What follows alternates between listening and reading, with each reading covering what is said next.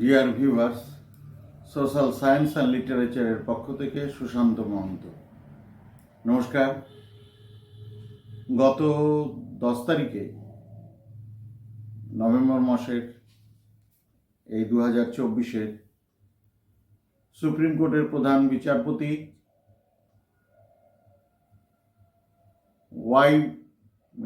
DY Chandrachur অবসর গ্রহণ করেছেন। DY চন্দ্রচূড়ের পূর্ণ নাম হচ্ছে ধনঞ্জয় যশবন্ত চন্দ্রচূড়। তিনি নভেম্বর মাসের 11 তারিখে 1959 সালে জন্মগ্রহণ করেছিলেন। তার পিতার নাম হচ্ছে যশবন্ত বিষ্ণু চন্দ্রচূড় এবং তিনি ভারতের সুপ্রিম কোর্টে 9/11/2022 সাল থেকে 10/11/2024 পর্যন্ত তিনি দায়িত্বে ছিলেন এবং 2000 সাল থেকে 2013 সাল পর্যন্ত তিনি বোম্বে হাইকোর্টের প্রধান বিচারপতি ছিলেন এবং 2013 সাল থেকে 2016 সাল পর্যন্ত তিনি এলাহাবাদ হাইকোর্টের প্রধান বিচারপতি ছিলেন এবং তিনি জাতীয় আইনি পরিষেবা কর্তৃপক্ষের প্রধান পৃষ্ঠপোষক ছিলেন এবং national law school of de facto chancellor হিসেবে দায়িত্ব পালন করেছিলেন। তিনি দিল্লি বিশ্ববিদ্যালয়ে পড়াশোনা করেন এবং তিনি হার্ভার্ড বিশ্ববিদ্যালয় থেকে LLB এবং LLM পাশ করেন এবং অধ্যাপক ছিলেন মুম্বাই বিশ্ববিদ্যালয়, ওকলাহোমা, হার্ভার্ড, ইয়েল এবং অন্যান্য বিশ্ববিদ্যালয়ে তিনি অধ্যাপনা করেছেন এবং যে গুরুত্বপূর্ণ রায়গুলি দিয়েছিলেন সেই রায়গুলি সম্পর্কে সামান্য কিছু কথা আজকে বলছি, কিন্তু পরবর্তীকালে তার অত্যন্ত গুরুত্বপূর্ণ রায়গুলি সম্পর্কে একটি প্রতিবেদন প্রস্তুত করার ইচ্ছে রইল। আজকে সংক্ষেপে বলছি, কারণ না হলে প্রতিবেদনটি দীর্ঘায়িত হয়ে যাবে।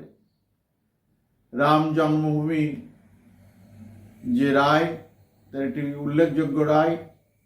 তিনি তৎকালীন প্রধান বিচারপতি রঞ্জন গগৈয়ের সঙ্গে বেঞ্চে ছিলেন এবং তিনি এই রায় দিয়েছিলেন এবং রাম জন্মভূমির তাতে সেই রায়ে অনুমতি দেওয়া হয়েছিল এবং মসজিদের জন্য আলাদা 5 একর জায়গা দেওয়া হয়েছিল। বিস্তারিত পরে এ ব্যাপারে আলোচনা করা যাবে এবং সম্প্রতি পদত্যাগের সময় তিনি বলেছিলেন যে ঈশ্বরের কাছে প্রার্থনা করেছিলেন এই রাম জন্মভূমি রায়ের যাতে সমাধান করা যায়। বলেছিলেন বিষয়টি নিয়ে সামান্য কিছু মানুষের মধ্যে বিরূপ প্রতিক্রিয়া হয়েছে। তিনি 2017 সালে গোপনীয়তার রায় দিয়েছিলেন এবং 9 জন জাজ ছিল এবং প্রধান ভূমিকা তার ছিল। তার মধ্যে 9 জনের বেঞ্চ ছিল এটিতে এবং সমকামী বিবাহ প্রথাতে তিনি বৈধতা দেননি। 2023 সালে 5 জনের বেঞ্চ এটা গঠিত হয়, কিন্তু এই বেঞ্চটি অবিসংবাদী ছিল না। 3-2 অনুপাতে এটি অনুমোদিত হয় আর 3 জন বিচারপতি এর সপক্ষে ছিলেন, 2 জন বিচারপতি অন্যরকম মতামত প্রকাশ করেছিলেন। এবং 2019 সালে জম্মু কাশ্মীরের যে বিশেষ মর্যাদা আইন কেন্দ্রীয় সরকার প্রত্যাহার করে নেওয়ার পরে সুপ্রিম কোর্টে যে মামলা হয়, সেই মামলার কারণে যে রায় হয়, সেই রায়ে তিনি প্রধান বিচারপতি থাকাকালীনই রায় হয়েছিল এবং সেই রায়ে কিন্তু কেন্দ্রীয় সরকারের যে বিষয় প্রত্যাহারের বিষয়টি বহাল থাকে।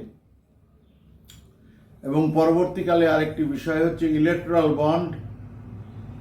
ইলেকট্রাল বন্ডে অর্থাৎ হচ্ছে যে বিভিন্ন সংস্থা থেকে কেন্দ্রীয় সরকার ব্যাংকের কেনা বন্ডের মাধ্যমে নির্বাচনী চাঁদা গ্রহণ করবেন, কিন্তু সেটা জনগণকে জানাবেন না, এটা কথা বলা ছিল। কিন্তু পরবর্তীকালে ভারতবর্ষে প্রবল জনমত গঠিত হওয়াতে এবং জনমত চারিদিকে এটি প্রকাশের জন্য চাপ ছিল, তার ফলে কিন্তু ইলেকট্রাল বন্ডটি কিন্তু অনুমতি দিয়েছিলেন প্রকাশ করার জন্য স্টেট ব্যাংকে, কিন্তু স্টেট ব্যাংক গড়িমসি করেছিল। কিন্তু তার চরম নির্দেশের ফলে স্টেট ব্যাংক এটি কিন্তু প্রকাশ করতে বাধ্য হয়েছিল, এবং তিনি এই রায়ে বলেছিলেন যে এইভাবে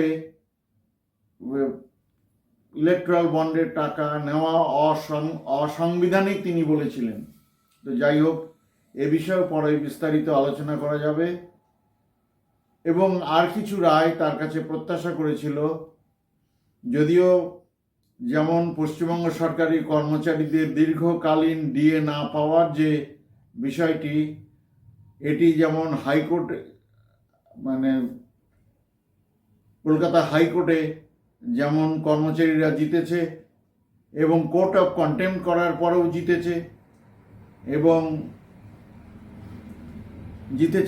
পরবর্তীকালে এটি সুপ্রিম কোর্টে যায়, এবং সুপ্রিম কোর্টে এটি 13 বার তারিখ হয়েছে, কিন্তু 13 বার তারিখের পরে এটি নিষ্পত্তি হয়নি, তারিখের পর তারিখ পড়েছে। তার ফলে কর্মচারীরা কিছুটা হতাশ হয়েছেন আর কি।